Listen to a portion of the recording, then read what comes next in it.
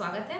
दोस्तों, आज के इस वीडियो में हम लोग बात करने वाले हैं कि UP triple S C PET का जो एग्ज़ाम होगा, जो आपका पीईटी का पेपर होने वाला है, उसकी तैयारी आप सब कैसे करें, कौन सी बुक से पढ़ें और किस तरह से आप लोग पढ़ें कि आप जो है अच्छा से अच्छा स्कोर कर पाए। क्योंकि जब आपके स्कोर अच्छे होंगे तो ही आप जो है अगले मेंस एग्जाम में अच्छे अच्छे पोस्ट के लिए फिर से अप्लाई कर पाएंगे। क्योंकि आप सबको बता दें कि जो मेंस एग्जाम्स के आएंगे फॉर्म, जैसे अलग अलग भर्तियों की, तो वो लोग अपना एक क्राइटेरिया रखेंगे वहाँ पे कि आपका पीईटी में इतना स्कोर होना चाहिए। तो इसीलिए आपको स्कोर जो है हमेशा मतलब इस तरह से पढ़ना है, जो 100 क्वेश्चंस आएंगे उसमें से आप 80 प्लस में क्वेश्चंस कर पाए। तो चलिए वीडियो को स्टार्ट करते हैं और देख लेते हैं कि आपको कौन कौन सी किताबें पढ़नी चाहिए। और यहाँ मैं आपको लिमिटेड बुक्स बताऊंगी, ऐसे एक दो बुक्स बताऊंगी जिसको पढ़ के ही आप इस एग्जाम को क्वालिफाई कर सकते हैं अच्छे से अच्छे स्कोर के साथ। तो चलिए देख लेते हैं आज के टॉपिक को। लेकिन उससे पहले कहूँगी कि अगर आप चैनल पर नए हैं और यूपी ट्रिपल एस सी की किसी भी भर्ती से जुड़े हुए हैं तो चैनल को सब्सक्राइब कर लीजिए और बेल आइकन को प्रेस कर लीजिए। तो दोस्तों, आप सबको सबसे पहले मैं ये बता दूं कि पीईटी एग्जाम की तैयारी करने के लिए आप सबको सबसे पहले जो है इसके सिलेबस से बहुत अच्छे तरीके से अवगत होना पड़ेगा। जो इसका सिलेबस है उसको आपको अपने टिप पे रखना होगा। आपको एकदम याद होना चाहिए कि ये सिलेबस है, इस तरह का पैटर्न है और ऐसे क्वेश्चंस आएंगे। क्योंकि ये एग्जाम पहली बार हो रहा है, पहले तक तो फिक्स था। जो पहले यूपी ट्रिपल एस सी के पेपर्स होते थे उसमें क्या होता था कि वही 200 क्वेश्चंस आते थे, जिसमें कि आपके आप सब देखते थे कि 50 क्वेश्चन आपके मैथ्स ये रीजनिंग के होते थे, 50 में आपके साइंस और मैथ्स होते थे, इस तरह से 50 हिंदी होते थे। लेकिन इस बार पैटर्न पूरी तरह से चेंज हो गया है। हिंदी का वेटेज कम कर दिया गया है, मैथ्स का वेटेज कम कर दिया गया है। और आप देखेंगे जब आप इसके सिलेबस को, अगर आप लोगों ने अभी तक सिलेबस नहीं देखा है अच्छे से, तो अलग से जो सिलेबस का पीडीएफ है वो मेरे टेलीग्राम पे पड़ा हुआ है, लिंक आपको डिस्क्रिप्शन में मिल जाएगा। टेलीग्राम चैनल से आप लोग डाउनलोड कर लीजिए।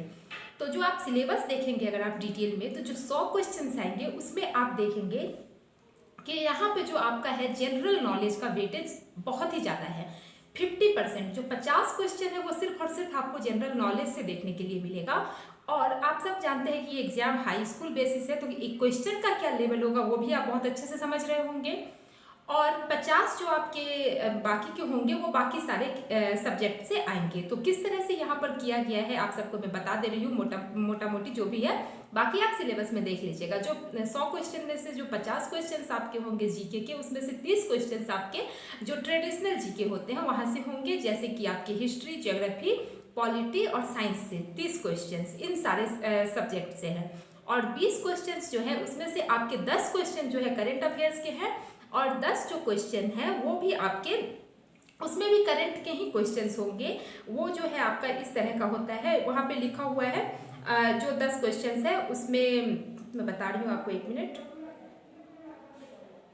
सामान्य जागरूकता, जनरल अवेयरनेस है ना, तो वो 10 क्वेश्चंस में, तो उसमें है जो उसमें जो टॉपिक्स है वो है भारत के पड़ोसी देश, राजधानी एवं मुद्रा, भारत के राज्य तथा केंद्र शासित प्रदेश, इस तरह से दिए हुए हैं। तो आप सबको बता दें कि इस वाले सेक्शन में भी वो जो करंट के कोई डेटा होंगे वही पूछा जाएगा कि अभी कौन से प्रधानमंत्री ने विजिट किया या फिर कौन सा, जैसे कि ये सबमिट हुआ, इस टाइप के क्वेश्चन ही आएंगे यहाँ से भी। ज़्यादातर यहाँ भी आपको करंट को ही ये वेटेज देंगे। तो इस तरह से देखा जाए तो आपके 20 क्वेश्चन करंट अफेयर्स के हो गए और 30 क्वेश्चंस आपके ट्रेडिशनल जीके से।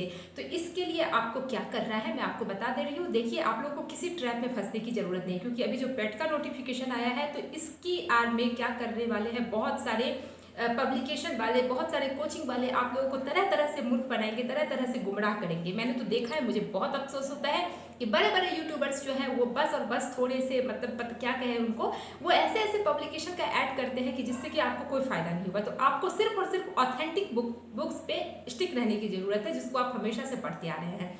तो आपका जो ये 100 में से जो 50 क्वेश्चन है उसके लिए आपको 30 क्वेश्चन के लिए बस और बस लूसेंट की बुक पढ़नी है। ये वाली बुक सबके पास होगी, हिंदी इंग्लिश दोनों लैंग्वेज में आती है, जिसमें भी आप कंफर्टेबल हो और उसी में पढ़ सकते हैं इस बुक को, उसी लैंग्वेज में। क्योंकि आप सबको बता दें यूपी ट्रिपल एस सी के जो क्वेश्चंस आते हैं वहाँ पे आपको ज़्यादा कुछ वास्ट में पढ़ने की ज़रूरत नहीं है, सिर्फ और सिर्फ आप लूसेंट से वहाँ के क्वेश्चंस कर सकते हैं।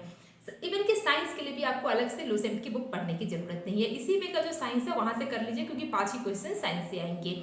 तो ये हो गया। और करंट अफेयर्स के लिए जो है आप कोई भी मैगजीन पढ़ रहे हैं उसको फॉलो करते रहिए, और एग्जाम टाइम में जो एक साल का जो प्रीवियस एक साल का जो आता है वो भी कोई भी कंपाइलेशन उसको आप लेके पढ़ लीजिएगा। उसको मैं अलग से आपको मैं थोड़ा देखती हूँ रिसर्च करके, मुझे जो सही लगेगा मैं आपको बता दूंगी। तो ये तो बात हो गई जनरल अवेयरनेस की। अब हम बात कर लेते हैं, सॉरी जनरल नॉलेज की। अब हम बात कर लेते हैं बाकी के टॉपिक्स। तो आप यहाँ देखेंगे तो बाकी जो 50 है, 50 में आप देखेंगे तो मैथ्स का वेटेज थोड़ा बढ़ जाता है। जब आप उठाएंगे सिलेबस तो आप देखिएगा कि लास्ट का जो एक तो 5 नंबर के तो आपके एलिमेंट्री मैथ्स आएंगे ही, जो 7 पॉइंट नंबर 7 पे है आप देखिएगा, जिसमें कि आपके परसेंटेज और बाकी के जो भी रेशियो वगैरह से क्वेश्चंस होंगे। जो क्वेश्चन का लेवल होगा वो बहुत ही इजी होगा, आप सबको बता दें, क्योंकि हाई स्कूल लेवल का है।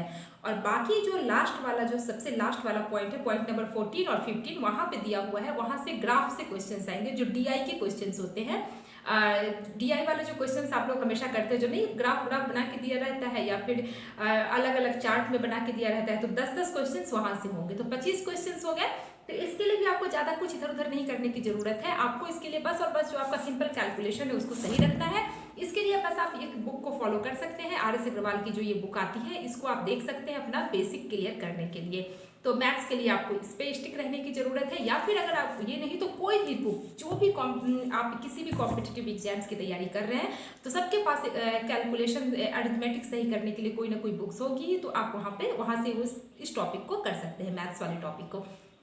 अब हम सबसे इम्पॉर्टेंट जो बाकी 25 तो मैं बता दी आपको मैथ्स के लिए। अब मैं आपको बता रही हूँ कि हिंदी, यहाँ हिंदी का जो वेटेज है वो किस तरह से है। 5 क्वेश्चंस तो आपके जो हिंदी से आएंगे, सामान्य हिंदी से, जिसमें कि आपके संधि, विलोम और पर्यायवाची शब्द जो भी है, मुहावरा वगैरह, ये 5 क्वेश्चंस वहाँ से होंगे।